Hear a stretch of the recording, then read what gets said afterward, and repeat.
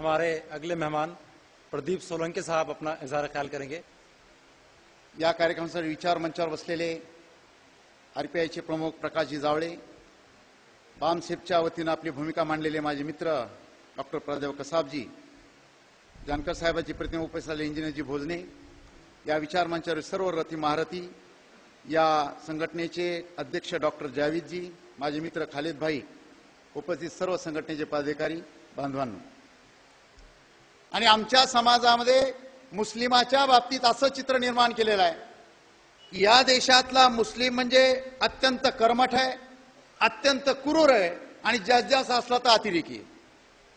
ही भूमिका आमच्या मराठ्यांच्या डोक्यामध्ये महाराष्ट्राच्या कानाकोपऱ्यामध्ये निर्माण केलेली आहे।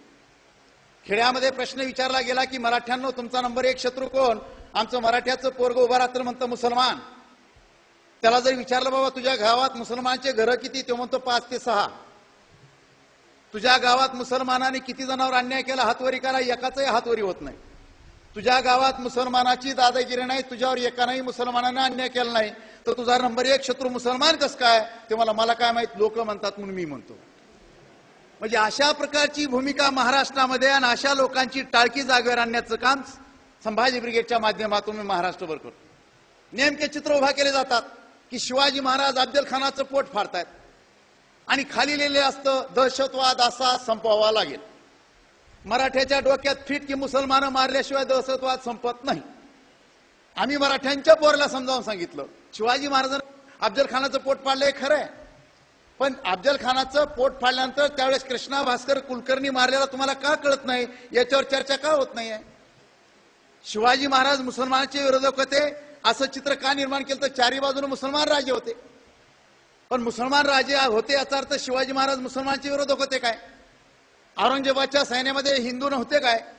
मिर्झा राजे काय मुसलमान होता काय? औरंगजेबाने आपले 4 भाऊ मारून टाकले ते काय हिंदू होते काय?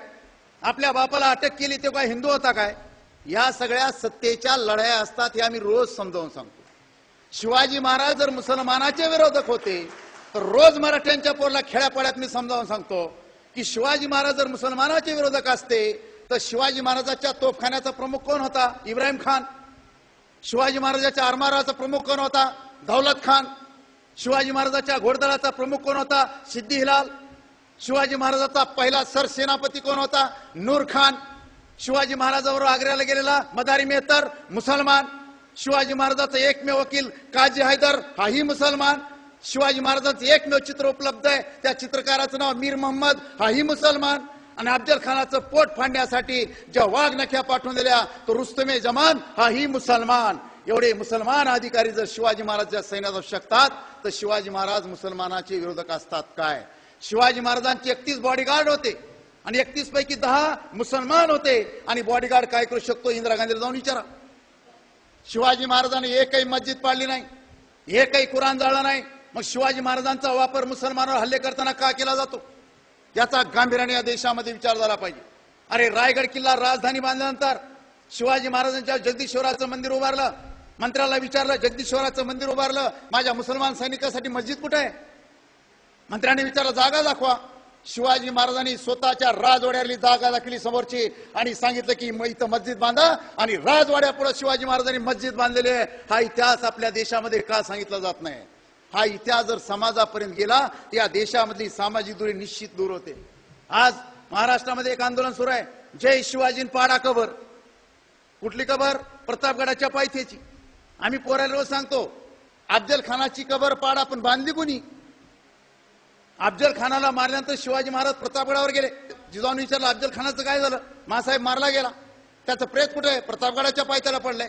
काय म्हणले जिजाऊ मासाहेब आई त्यांच्या की शोभा अफजल खान जिवंत असेपर्यंत अफजल खानाशी वैर होतं, अफजल खान मेला आपलं वैर संपलं, आणि तुझ्या राज्यात कुण्या प्रेताला कोल्या कुत्र्यानं तोडाव तुला शोभणार नाही। अफजल खानाच्या त्या प्रेताचं इज्जतीनं दफन कर आणि तुझ्या विजयाची साक्ष म्हणून तिथं कबर बांध। शिवाजी महाराजांनी अफजल खानाचं दफन करून तिथं कबर बांधली शिवाजी महाराजांनी, आणि वापर केला जातो जय शिवाजीन पाडा कबर।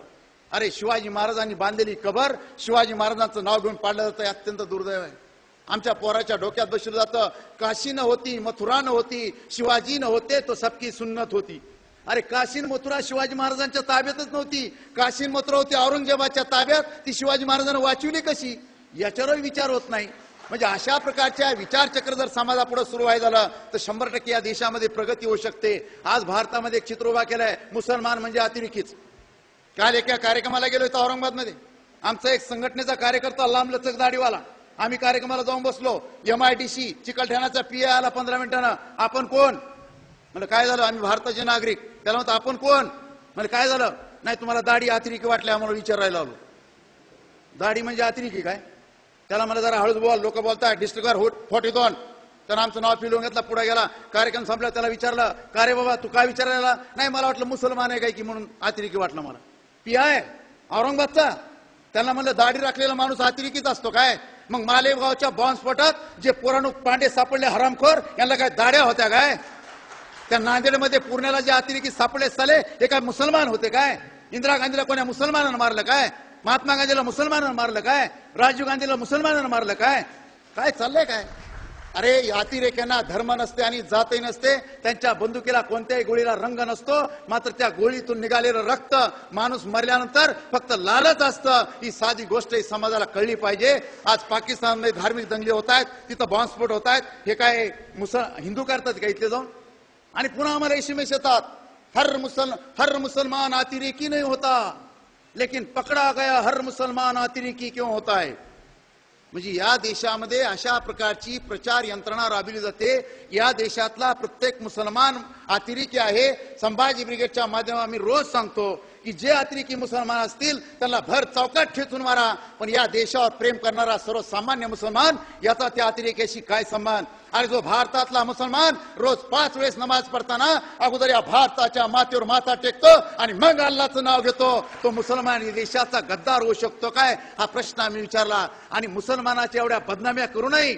आज भारतामध्ये मुसलमानाचे एवढे धंदे चालतात, त्याचं एकमेव कारण आहे, नम्रपणावर शिकावं तर फक्त मुसलमानाकडूनच शिकावा, हेही आम्ही सांगतो. आणि या देशातले मुसलमान सुखा समाधानानं या देशात जगत असतील, त्याचं एकमेव कारण आहे डॉक्टर बाबासाहेब आंबेडकरांनी दिलेली राज्यघटना. त्याच्यामुळे या देशातला मुसलमान अत्यंत सुख समाधान इज्जतीने या देशामध्ये जगू शकतो. ही भूमिका आपण समजून घेतली पाहिजे.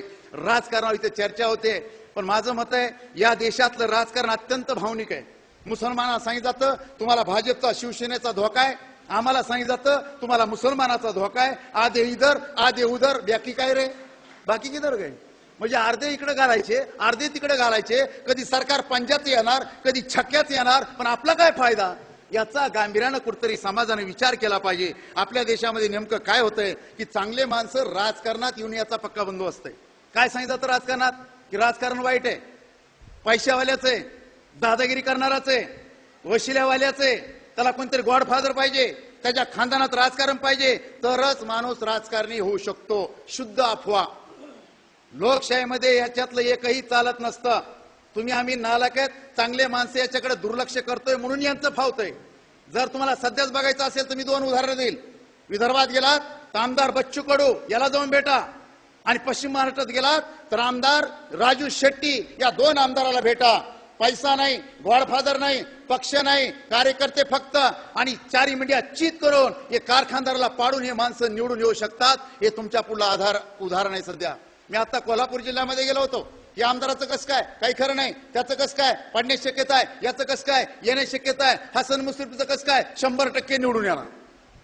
मुसलमान या देशामध्ये निवडून येणं किती अवघड आहे मला 100% माहिती. कारण राजकारणात मुसलमानाचा काटा काढणं अत्यंत सोपं आहे. तो मुसलमान आपला काही संबंध, भले भले मतदान करीत नाही. निवडणुका सुरू झाला की आपण काय करतो की हे माझा, या पक्षाचा, त्या पक्षाचा, या गटाचा, त्या गटाचा, ह्या इकडं तर तो तिकडं. त्यामुळे नालायक लोक निवडून येतात. म्हणजे आपल्या पुढे 2 नालायक उभा असतात, त्यापैकी एका नालायकाला आपल्याला निवडून द्यायचं असतं. या देशाचं सगळ्यात मोठं दुःख आहे. उमेदवार कुठून लादला पाहिजे? उमेदवार मतदारसंघातून लादला पाहिजे. इथं गॉडफादर वरून उमेदवार लागतो म्हणून आपल्या देशाचा बोरा वाचतोय. माझी एकच विनंती आहे की राजकारणात चांगली माणसं गेली पाहिजे. राजकारणात चांगली माणसं जाण्यासाठी प्रबोधन घडलं पाहिजे. कारण जमाना बुलेटचा नाही, जमाना बॅलेटचा आहे. राजा आता राणीच्या पोटी पैदा होत नाही, तर मतदानाच्या पेटीतून पैदा होतो. ही ताकद बाबासाहेबांनी तुम्हाला आम्हाला दिली, तिचा वापर करा. आणि जर विकासच घडवायचा असेल तर राजकारणात आणि प्रश्नात चांगली माणसं आली पाहिजे. निवडणुका लढवायला चांगले माणसं तयार व्हा आणि या प्रस्थापिताला मातीत घालण्याची तयारी ठेवा. धन्यवाद.